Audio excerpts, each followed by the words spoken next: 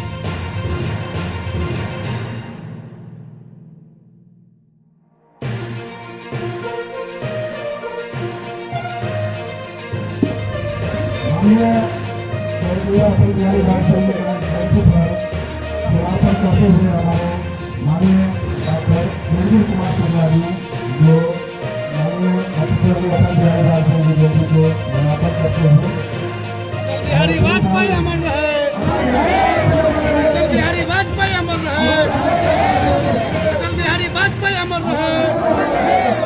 जब तक सूरज चांद रहेगा अटल बाबू का नाम रहेगा, जब तक सूरज चांद रहेगा अटल बिहारी वाजपेयी अमर रहे। सर सर सर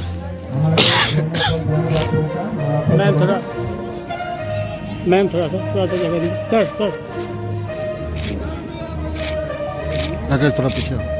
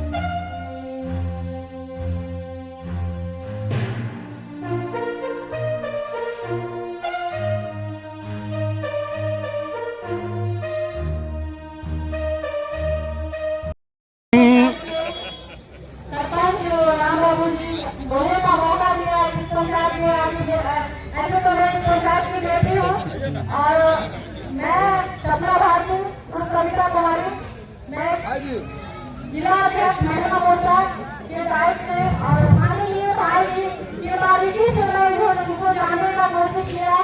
और मैं आप लोगों को भी बताना चाह रही हूँ कि ऐसे वो डॉक्टर है कि जो इलाज करते हैं, आप लोग को लगता होगा कुछ उनके बारे में बता देंगे, कभी उनके बारे में अच्छा भी है और कुछ लोगों ने जैसे सुने थे तो इनका बहुत ही वो डॉक्टर है कि बहुत क्षेत्र में योजना कमल वितरण करने का हर साल कार्यक्रम करते हैं।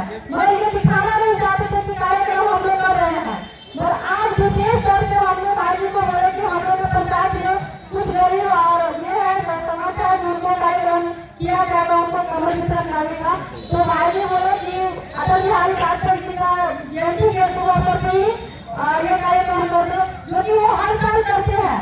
मैं जाने चलाने का काम ही नहीं करते और बहुत ये काम बहुत लोग गरीबों के बीच में ये वितरण भी कर चुके। तो जो नहीं जानते हैं उनको लगता होगा कि वो डॉक्टर ही है, डॉक्टर के अलावा बहुत समाज सेवी भी है जो बहुत लोग को मदद भी कर चुके हैं।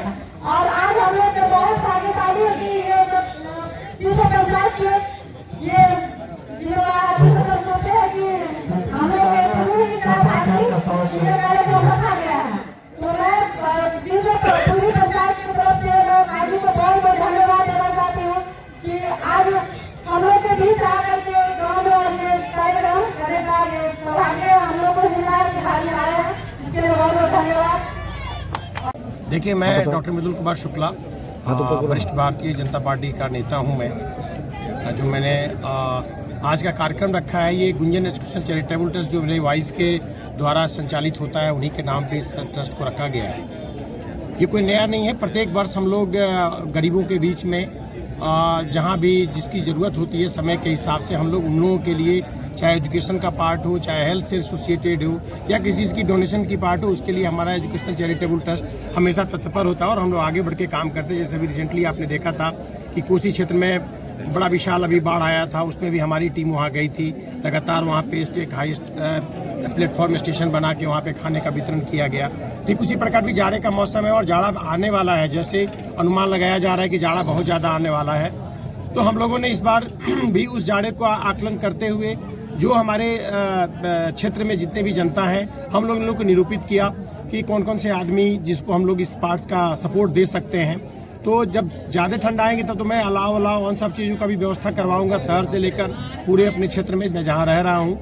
इसके अलावा कंबल का वितरण का जो आज का कार्यक्रम है, इस कार्यक्रम को हम लोगों ने एक सुनियोजित ढंग से माननीय हमारे अटल बिहारी वाजपेयी जी का जो आज 100वां जन्मदिन है, उस अवसर पे हम लोगों ने एक अवसर चुना और उस अवसर पे हम इस पाठ को रखे। बखूबी भारतीय जनता पार्टी के नेता होने के नाते हमारे लिए वो परम पूजनीय भगवान स्वरूप हैं, जिनके आशीर्वाद से आप यूँ देख रहे हैं कि हमारा भारत देश जो एक बहुत ही बेस लेवल पे था, उनके सरकार आने के बाद उनकी सोच के ये से आप देख रहे हैं कि यातायात का पार्ट हो, लाहौर स्पिकर समझौता हो, या फिर परमाणु बम का जो हम लोगों ने टेस्ट और ट्रायल लिया, जिससे हमारा देश एक शक्तिशाली देश के रूप में बना।